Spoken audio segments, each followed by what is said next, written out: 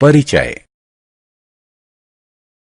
वह अवस्था जब मानव शरीर बचपन के पश्चात जनन वयस्कता को प्राप्त करता है उसे किशोरावस्था कहते हैं।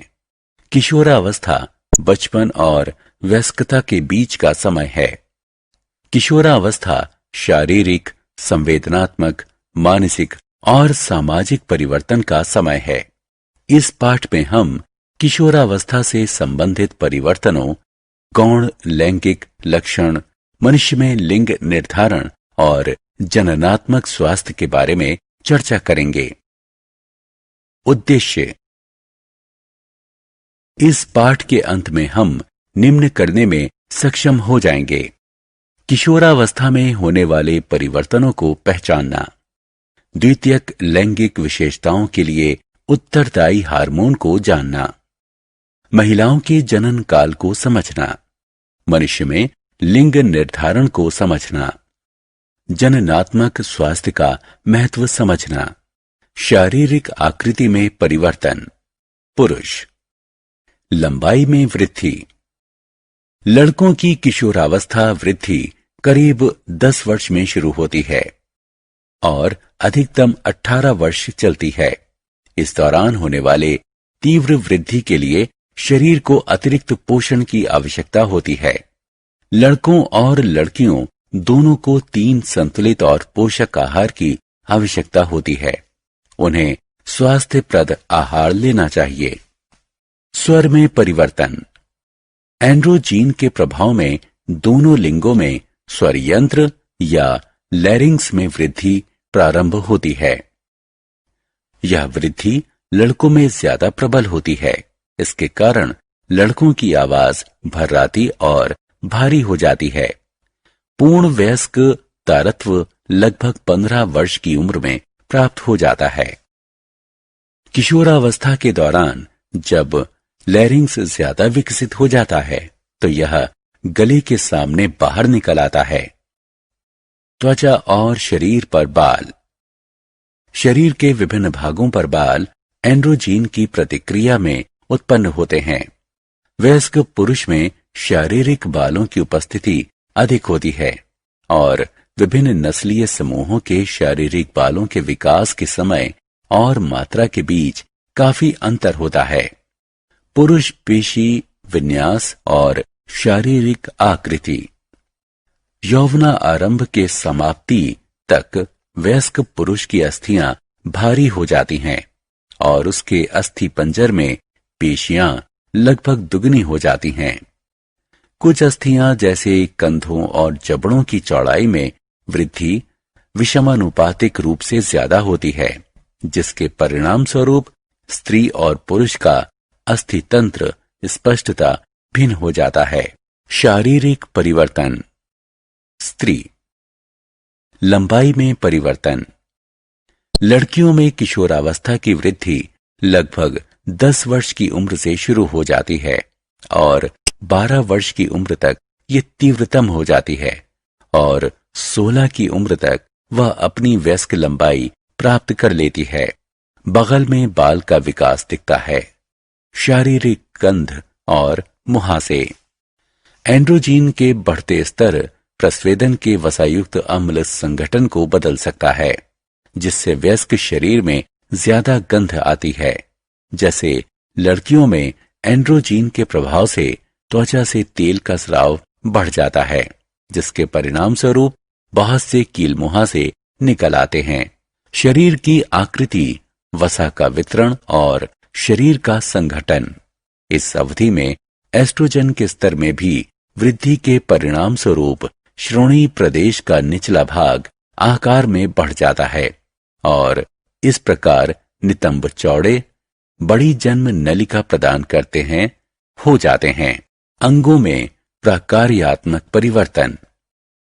यौवनावस्था का प्रारंभ मस्तिष्क द्वारा जनन ग्रंथियों, अंडाशय और वृषण को दिए हार्मोन संकेतों से होता है। इसी प्रतिक्रिया में जनन ग्रंथियां विभिन्न प्रकार के हार्मोन उत्पन्न करती हैं, जो मस्तिष्क अस्थियों, पेशियों, त्वचा, स्तन और जनन अंगों के विकास, प्रकार्य या कायांतरण को प्रेरित करता है। वृषण पुरुष जनन अंग शुक्राणु उत्पादन प्रारंभ कर देता है और अंडाशय स्त्री जनन अंग आकार में बढ़ जाता है और अंडाणु परिपक्व होने लगते हैं। स्त्री के यौवनारंभ ऋतुस्राव का होना भी शामिल है। गौण लैंगिक लक्षण किशोरावस्था के आगमन पर शारीरिक बनावट में भी अचानक परिवर्तन आ जाते हैं। ध्वनि में परिवर्तन, पुरुषों में दाढ़ी और मूछ एवं मुहासों का दिखना, महिला में लंबाई और कील मुहासों का बढ़ना इत्यादि कुछ गौण लैंगिक लक्षण हैं। गौण लैंगिक लक्षण पुरुष और स्त्री की बनावट को स्पष्ट रूप से भिन्न बनाते हैं। ये लक्षण किशोरावस्था में यौवना आरंभ के समय प्रारंभ होते हैं। पुरुष और स्त्रियों में गौण लैंगिक लक्षणों की अभिव्यक्ति। स्तन का विकास, ध्वनि का तारत्व या चेहरे के बाल जैसे लक्षण एक लिंग को दूसरे से भिन्न बनाते हैं। इन लक्षणों का दिखना हार्मोन स्राव के कारण होता है। हार्मोन अंतःस्रावी ग्रंथियों द्वारा स्रावित रासायनिक पदार्थ होते हैं। पुरुषों में टेस्टोस्टेरोन और स्त्रियों में एस्ट्रोजन हार्मोन गौण लैंगिक लक्षणों के प्रारंभ होने का कारण होता है। टेस्टोस्टेरोन शामिल है अस्थियों के अतिरिक्त घनत्व में, अंगों के बड़े आकार में, ऊपरी पेशियों के द्रव्यमान में, मोटे बालों की वृद्धि में, कंधे की अस्थियों और अस्थि पंजर के चौड़े होने में, बड़ा स्वर यंत्र फलस्वरूप भारी स्वर, पुरुष जनन अंगों का विकास। एस्ट्रोजन शामिल है स्तन के विकास में, स्त्री जनन अंगों के विकास में, वसा ऊतकों में वृद्धि विशेषकर जांघों के आसपास नितंब और स्तन पर। घटा हुआ पेशीय द्रव्यमान, गर्भाशय रेखा का विकास, जलधारण। बहुत सारे लक्षण जो विभिन्न प्रजातियों में एक लिंग को दूसरे लिंग से अलग करते हैं, वो केवल कुछ संरचनाओं या विशेषताओं का विकास मात्र होते हैं। अंतःस्रावी ग्रंथियां, हार्मोन और उनकी प्रकार्यात्मकता। अंतःस्रावी ग्रंथियां कई छोटे अंगों का एक संयुक्त तंत्र हैं जो अतिरिक्त कोशिकीय रासायनिक संकेत अणुओं, जिन्हें हार्मोन के नाम से जाना जाता है, को निर्मुक्त करता है। अंतःस्रावी ग्रंथियां उपापचय, वृद्धि, विकास और यौवना आरंभ, ऊतकों का प्रकार्य और मानसिक स्थिति के निर्धारण में भी नियामक भूमिका निभाते हैं। कुछ प्रमुख अंतःस्रावी ग्रंथियां हैं पीयूष ग्रंथि, थायराइड और एड्रिनल ग्रंथि। अंतःस्रावी ग्रंथियों का मुख्य लक्षण है उनका वाहिनीहीन प्रकृति, उनकी संवहन क्षमता, कोशिकाओं के भीतर निर्वाह या कणिकामय की उपस्थिति जो हार्मोन को एकत्रित करती है। गौण लैंगिक लक्षणों से संबंधित लिंग हार्मोन। पुरुषों में वृषण और स्त्रियों में अंडाशय जनन ग्रंथि, जिन्हें प्राथमिक जनन अंग कहा जाता है, होती है। ये अंग शुक्राणु और अंडाणु के उत्पादन के लिए उत्तरदायी होते हैं, लेकिन ये हार्मोन का स्राव भी करते हैं। इन्हें अंतःस्रावी ग्रंथियां माना जाता है।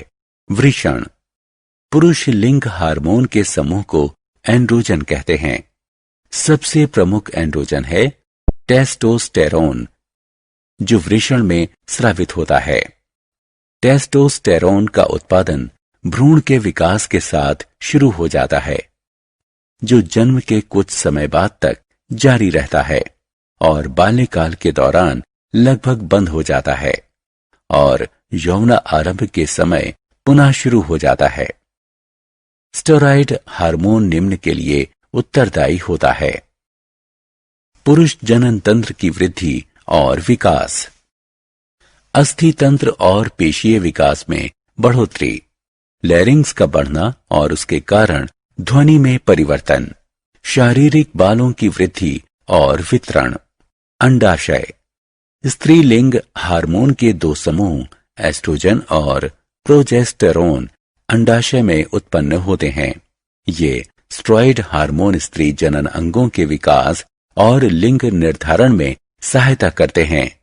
यौवना आरंभ के समय एस्ट्रोजन निम्न को बढ़ाता है: स्तन का विकास, वसा का बढ़ना, नितंबों, पैरों और स्तन पर, जनन अंगों जैसे गर्भाशय और योनि का विकसित होना। एस्ट्रोजन और प्रोजेस्टेरोन संयुक्त रूप से स्त्रियों में ऋतुस्राव चक्र के समय गर्भाशय में होने वाले परिवर्तनों के लिए उत्तरदायी होते हैं। थायराइड ग्रंथि अंतःस्रावी ग्रंथियों से उत्पन्न हार्मोन का उनके लक्षित अंगों तक के लिए पथ। अग्नाशय ग्रंथि अग्नाशय एक अंतःस्रावी ग्रंथि इंसुलिन सहित कई महत्वपूर्ण हार्मोन का उत्पादन, साथ ही साथ एक बाह्यस्रावी ग्रंथि पाचक किण्वकों से युक्त अग्नाशय रस का उत्पादन है, जो छोटी आंत में जाती है। ये किण्वक कार्बोहाइड्रेट, प्रोटीन और वसा को अम्लान में विखंडित करते हैं। एड्रिनल ग्रंथि एड्रिनल ग्रंथि, जिसे सुप्रारेनल ग्रंथि भी कहते हैं, त्रिभुजाकार अंतःस्रावी ग्रंथियां होती हैं जो वृक्क के ऊपर स्थित होती हैं। ये एड्रीनैलिन के माध्यम से तनाव के संयोजन के लिए उत्तरदायी होती हैं। अन्य जीवों में हार्मोन कायांतरण एक जैविक प्रक्रम है जिसके द्वारा कोई जीव जन्म या उत्पत्ति के बाद शारीरिक विकास करता है। इसमें जंतु के आकार या संरचना में कोशिका वृद्धि और विभेदीकरण द्वारा एक स्पष्ट और लगभग औचक परिवर्तन होता है। उभयचरी कायांतरण एक विकास प्रक्रम है जो थायराइड हार्मोन द्वारा प्रारंभ होता है और टेडपोल को मेंढक में परिवर्तित कर देता है। बहुत से जंतुओं में वयस्क का रूप उनके पूर्ववर्ती लार्वा से पूरी तरह भिन्न होता है। इस चिन्हित रूपांतरण को कायांतरण कहते हैं। कायांतरण एक सुप्तावस्था, जिसे प्यूपा कहते हैं, के दौरान होता है। पालतू रेशम के कीड़े का सामान्य विकास का चरण इस प्रकार है: लार्वा, प्यूपा और वयस्क अवस्था। रेशम के कीड़े के कायांतरण के लिए उत्तरदायी हार्मोन है प्रोथोरेकिकोट्रोपिक हार्मोन। स्त्रियों में जनन काल। स्त्री जनन तंत्र स्त्री जनन तंत्र में अंडाशय, अंडवाहिनी, गर्भाशय और योनि जैसे आंतरिक अंग, बाह्य शारीरिक संरचना और तन होते हैं। स्त्रियों में यौवना आरंभ के बाद रजोदर्शन, पहला ऋतुस्राव लगभग 15 की आयु में होता है। स्त्री के जनन काल ऋतुस्राव चक्र में प्रत्येक स्राव रक्तस्राव का प्रारंभ लगभग 28 दिन के अंतराल पर होता है। ऋतुस्राव के रुक जाने को रजोनिवृत्ति कहते हैं। यह 45 से 55 वर्ष की आयु के बीच होता है। मनुष्य में लिंग निर्धारण। किसी व्यक्ति के लिंग का निर्धारण गुणसूत्रों के माध्यम से किया जाता है। एक सामान्य मनुष्य में गुणसूत्रों के 23 जोड़े होते हैं। इनमें से 22 जोड़े ऑटोजोम होते हैं जो शरीर के लक्षणों के लिए उत्तरदायी होते हैं, और एक जोड़ा लिंग सूत्र होता है जो किसी व्यक्ति का लिंग निर्धारण करता है। पुरुष में XY गुणसूत्र होते हैं और स्त्री में XX गुणसूत्र होते हैं। स्त्रियों में 2X गुणसूत्र होते हैं। भौतिक और शारीरिक आवश्यकताएं। एक संतुलित आहार में कार्बोहाइड्रेट, प्रोटीन, वसा, विटामिन, खनिज लवण और रेशे अवश्य होने चाहिए। इसमें ये सभी चीजें सही अनुपात में होनी चाहिए। सारांश। आइए हमने जो कुछ सीखा है उसे संक्षेप में दोहराएं। वह अवस्था जब मानव शरीर बचपन के पश्चात जनन वयस्कता को प्राप्त करता है उसे किशोरावस्था कहते हैं। किशोरावस्था हमारे जीवन की स्वर्णिम अवस्था है क्योंकि यह मनोरंजन और मस्ती से भरी होती है। यौवना आरंभ के अंतर्गत आपके शरीर में भौतिक परिवर्तन होते हैं जो आपके बच्चों जैसे शरीर को एक वयस्क शरीर में परिवर्तित कर देते हैं। लड़कों में किशोरावस्था का प्रारंभ लगभग 10 वर्ष की आयु से आरंभ होता है और अधिकतम 18 वर्ष की आयु तक चलता है। यौवनारंभ के दौरान लैरिंग्स में अधिक वृद्धि होती है। ये गले के सामने उभरे भाग के रूप में दिखता है। इसे एडम्स एप्पल या कंठमणि कहते हैं। लड़कियों में किशोरावस्था का प्रारंभ लगभग 10 वर्ष की आयु में हो जाता है। 12 वर्ष की आयु में यह तीव्रतम होता है और 16 वर्ष की आयु तक वे अपनी पूर्ण लंबाई प्राप्त कर लेती हैं। पुरुषों में दिखने वाले गौण लैंगिक लक्षणों को आरंभ करने के लिए टेस्टोस्टेरोन हार्मोन उत्तरदायी होता है। स्त्रियों में दिखने वाले गौण लैंगिक लक्षणों को आरंभ करने के लिए एस्ट्रोजन हार्मोन उत्तरदायी होता है। अंतःस्रावी ग्रंथियां कई छोटे अंगों का एक संयुक्त तंत्र है जो अतिरिक्त कोशिकीय रासायनिक संकेत अणुओं, जिन्हें हार्मोन के नाम से जाना जाता है, उसको निर्मुक्त करता है। पुरुषों में वृषण और स्त्रियों में अंडाशय जनन ग्रंथि प्राथमिक जनन अंग होती है। पौरुष लैंगिक हार्मोन के समूह को एंड्रोजन कहते हैं। स्त्री के अंडाशय में एस्ट्रोजन और प्रोजेस्टेरोन नामक 2 स्त्री लैंगिक हार्मोन समूह उत्पन्न होते हैं। अग्नाशय एक अंतःस्रावी ग्रंथि इंसुलिन सहित कई महत्वपूर्ण हार्मोन का उत्पादन, साथ ही साथ एक बाह्यस्रावी ग्रंथि पाचक किण्वकों से युक्त अग्नाशय रस का उत्पादन है जो छोटी आंत में जाती है। ये किण्वक कार्बोहाइड्रेट, प्रोटीन और वसा को अम्लान में विखंडित करते हैं। एड्रिनल ग्रंथि एड्रिनेलिन के माध्यम से तनाव के संयोजन के लिए मुख्य रूप से उत्तरदायी होती है। स्त्रियों में यौवनारंभ के बाद रजोदर्शन, पहला ऋतुस्राव लगभग 15 की आयु में होता है। स्त्री के जनन काल ऋतुस्राव चक्र में प्रत्येक स्राव रक्तस्राव का प्रारंभ लगभग 28 दिन के अंतराल पर होता है। ऋतुस्राव के रुक जाने को रजोनिवृत्ति कहते हैं। यह 45 से 55 वर्ष की आयु के बीच होता है।